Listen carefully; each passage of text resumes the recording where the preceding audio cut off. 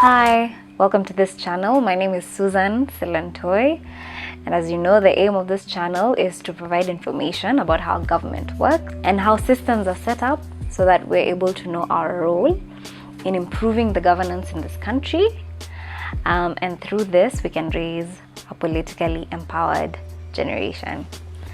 Thank you so much for everybody who listened to the last episode and all the feedback that you gave us. I really appreciate. Please continue to share. For those of you who are new here, please subscribe. Let's get to some good numbers so that we're able to reach out to more people. Make sure you always leave a like or a comment. We'd love to hear from you every single time. So this episode, we're going to discuss BBI. What is BBI, guys? What is BBI? This is a question that has come up a lot just because, it's currently taking place right now.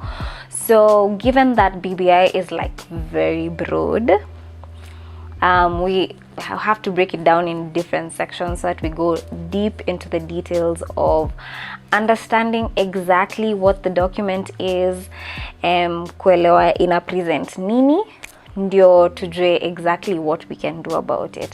So in this specific episode, we'll start by giving a background. So what is Building Bridges Initiative? How did it come about? Ilianzia wapi? And then how did we get to the document that was released on the 26th of October 2020? And what are the next steps from there? In another episode, we'll definitely go into the proposals, and most critically the ones that will have bigger impact, and how exactly they affect you, and that way we can point out what was there in the old constitution that is probably being proposed now, and then through this we can have a better understanding, and then hopefully you can make your own choice about whether or not this document is useful for you. So ultimately you will make your own choice. For me, it's just to give facts and information that is useful for you to make that choice. Okay, great. Let's get into the episode. Okay, so let's start with the background. Where did BBI come from? Ilianzia wapi? So as we may remember, in 2017 we had a long electioneering period. This is because we went to the polls on August 8th, 2017. The election was disputed in the Supreme Court. Then the election was annulled. 2017 was not conducted in accordance with the Constitution and the applicable law, rendering the declared results invalid, null, and void. Then we had to go back to another election. There was a whole period of a lot of turmoil that was going on at the time. I hope you all remember that. So then on March 8th, 2018, we had the famous handshake. And there are various reasons for the handshake. And one of the things that came up as a result of the handshake is there was a suggested effort towards building bridges. And so in May of the same year, the president appointed a task force that was going to evaluate the problems that we have as a country, and then probably propose solutions for the same. It is important to note that in that entire task force, there was not one single young person, and that was an issue that was raised. Anyway, so this task force went around the country, collected information about what Kenyans think is wrong with Kenya and how it can be solved. And they list down all these things in a draft that was released in 2019. I don't know if you had a look at that, but it's fine. I'll summarize what exactly the document talked about.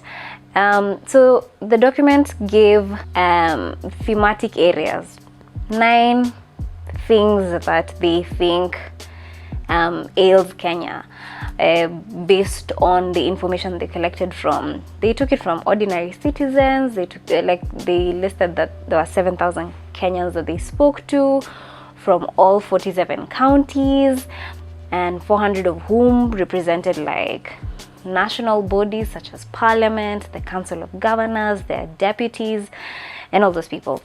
So anyway, they came up with 9 thematic areas that they thought were a premise, like, for us to have a national conversation about it. So these 9 areas are, the lack of national ethos. They talked about rights and responsibilities of citizens. They talked about ethnic antagonism and competition. They also talked about divisive elections. They talked about inclusivity. They talked about shared prosperity. They talked about corruption, devolution, safety, and security. So those are the 9 main areas that they identified would have a problem in.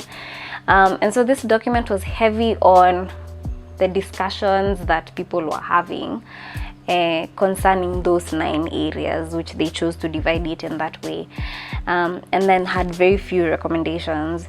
So from this hiyo list yote hizo vitu zenye tumesema, they released the report 2019. So once the report was released, this report was supposed to form a basis of conversation in the nation, ndio watu wa come up na solutions. So from 2019 up until about May of this year, June of this year, they were compiling feedback from various people, and they listed in the document, in a new document, like who exactly they talked to, what kind of people they were stakeholders, they were common mwananchi, they were just everyone. Were you consulted on this? I'd love to know if someone reached out to ask you about what you think about the BBI. That would be a very interesting insight for us. So after the task force went round and compiled all these things, they came up with a document, and this document was launched on the 26th of October 2020, which is a couple of days ago. So that's how we have this document that we have now. So let me know in the comments, have you looked at it? Have you even gotten it? Like some people are saying they've gotten wrong documents, different documents.